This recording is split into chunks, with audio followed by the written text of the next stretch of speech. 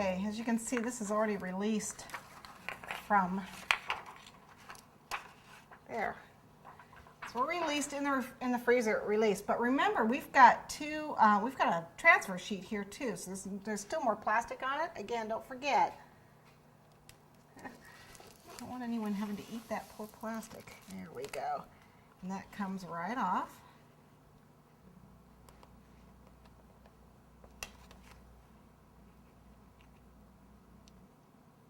There we go. My tape came undone, but that's okay. And on the back, remember I didn't quite make it down to the bottom? But that's okay. What I'm going to do is I'm going to cover that up anyway with my design. I had planned, remember, a second sheet here. And I have some green, this is just solid green, that I'm going to go ahead and put on there. I've already used my cute little punch and everything on it. Take my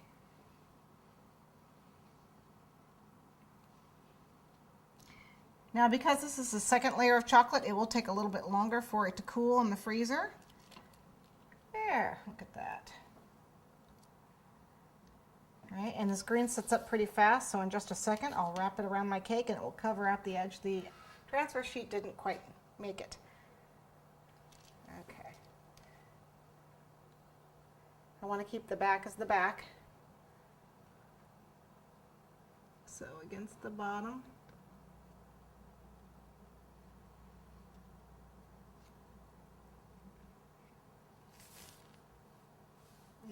Did make it all the way. Okay. I'm going to go ahead and pop this back into the freezer. Take a little bit longer to solidify this time. Okay, so this looks like it's ready to come off. Here we go.